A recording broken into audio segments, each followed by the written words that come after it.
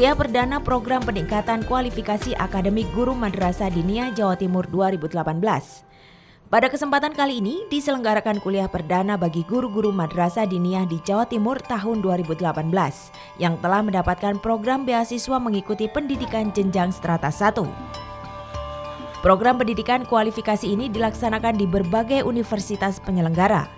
Program ini dimaksudkan untuk meningkatkan kualifikasi akademik bagi guru-guru Madrasah Diniyah tersebut.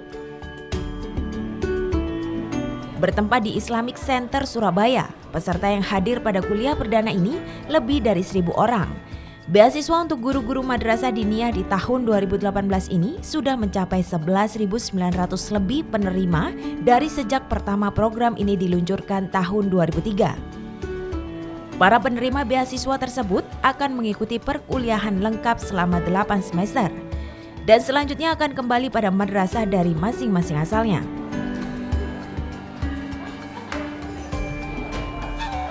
Peningkatan kualifikasi guru Madrasah Diniyah ini diharapkan bisa memenuhi regulasi bahwa pengajar atau guru madrasah diisyaratkan memiliki jenjang pendidikan S1. Dan dengan adanya beasiswa khusus untuk guru-guru Madrasah Diniyah merupakan langkah pemerintah Provinsi Jawa Timur sebagai penanggung jawab penyelenggara pendidikan agama. Dengan bekal jenjang pendidikan yang qualified dari guru Madrasah Diniyah menjadi modal bagi masing-masing guru bisa memberikan pola mengajar yang sesuai regulasi, serta bermanfaat sebagai jenjang pendidikan ke tingkat selanjutnya secara pribadi. Pada kuliah perdana ini hadir 2 tokoh pembicara yang menyampaikan beberapa materi terkait dengan regulasi dan dasar hukum penyelenggaraan, program peningkatan kualifikasi guru Madrasah Diniyah, serta tantangan peningkatan sumber daya manusia dalam menghadapi era revolusi 4.0.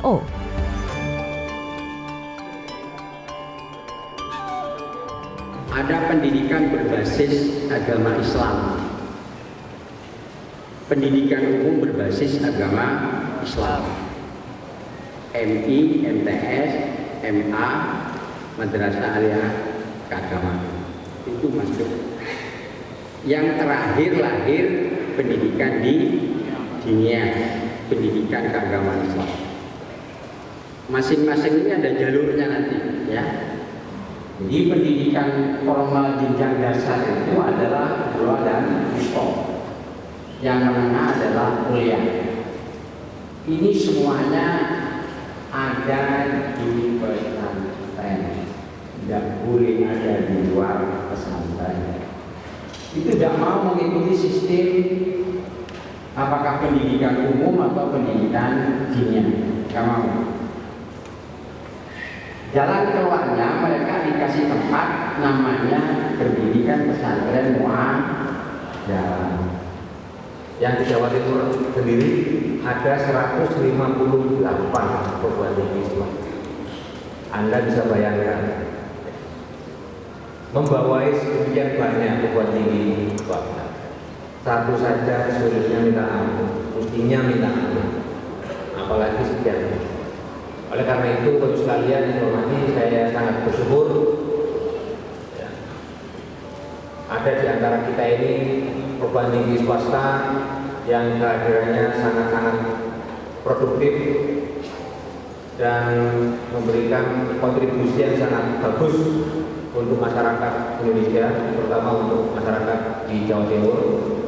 Anda adalah the chosen community atau masyarakat terpilih dari sekian ribu yang mendaftar sebagai penerima beasiswa guru Madin, dan Anda adalah wajah-wajah yang sudah dipilih.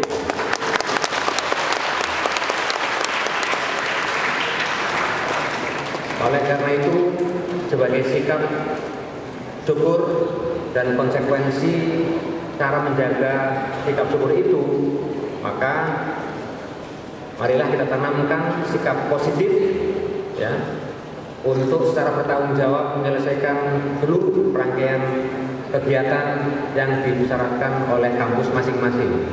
Karena dengan demikian, ya, Allah akan memberikan tambahan. Ya. Kok tahu revolusi industri 4,0? Nah, terus revolusi industri 3-nya kapan? Ya, Saya yakin di antara Anda ini tidak semuanya ngerti. Kapan terjadinya era revolusi industri 3? Kok jangankan 3, 2-nya kapan? Satunya yang mana? Kok tahu-tahu 4.0? Ya, nah oleh karena itu, ya, terus sekalian guru mahasiswa, Anda harus tahu bahwa konteks kita sekarang ini adalah era revolusi industri 4.0. Selain kuliah yang diberikan oleh pembicara, juga ada sesi talk show serta tanya jawab oleh peserta. Sebagai sarana bagi peserta mengemukakan unek-unek dan pertanyaan pada forum besar ini.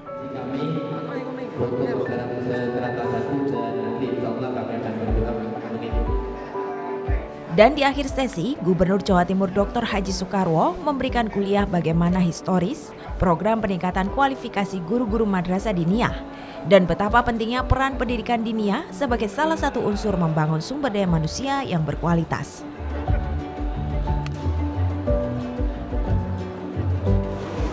Assalamualaikum warahmatullahi wabarakatuh.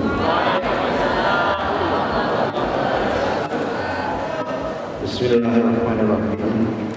Alhamdulillahirabbil alamin.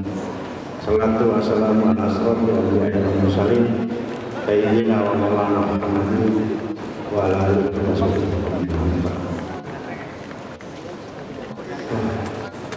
Saya kira yang hadir sehat dan senang semuanya, tepuk tangannya keras.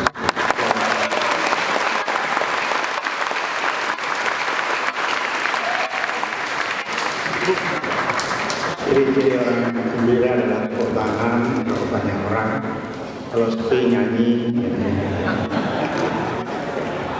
Dan pada saat merunduk dia syukur kepada Allah SWT. Saya ingin membuat satu konsep baru memahami tentang dunia salafiyah. Konsep lamanya Menteri Pendidikan dan Menteri Agama tidak memasukkan di dalam sistem pendidikan. Konsep lamanya. Makanya kemudian pemerintah provinsi mulai tahun 2006 pengen ngurus yang tidak diurus, mendengarkan suara yang tidak terdengar. Karena tidak di dalam satu sistem pendidikan. Maka hari ini kita membuat konstruksi baru. Sebetulnya diatur tapi tidak eksplisit, tapi implisit.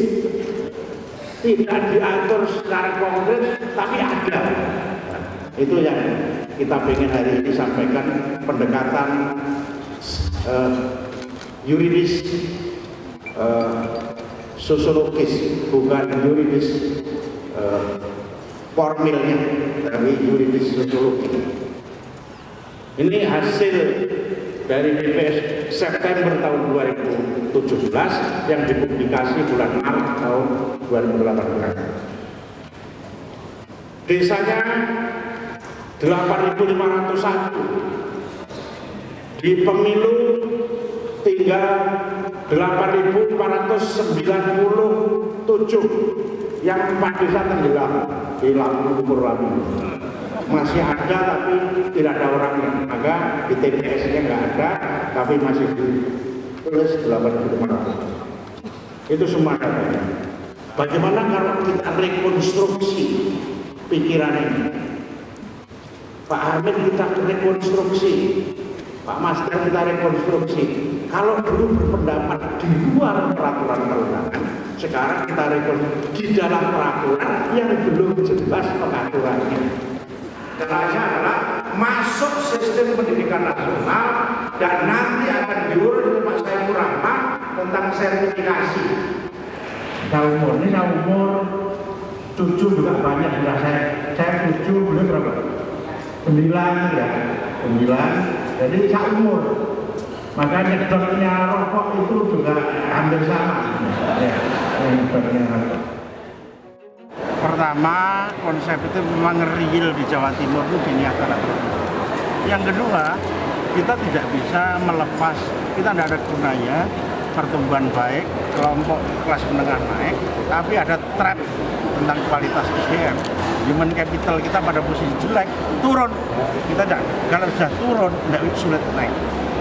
Ini sekarang kasus Brasil, kasus di Afrika turun, kita masukkan konsep masuk di dalam undang-undang 20 tahun 2002 sistem pendidikan nasional. Apa yang dibenahi, kekurangan mata kuliahnya apa dibenahi, kalau dibenahi masuk, ya kemudian akreditasi dia menjadi pengajar. Karena ini syarat ini penting, karena metodik didaktiknya dipunyai oleh mahasiswa. Cara mengajar, ilmunya sudah banyak, tapi secara formal metodik didaktik itu diajarkan dan ada materi-materi. Kan ada kesalahan sosial warga terhadap kiainya. Kalau dia tidak punya, tidak ngajar di pondok pesantren di situ, dia mau ngajar di mana kemudian? Lain kalau dia bekerja di lain.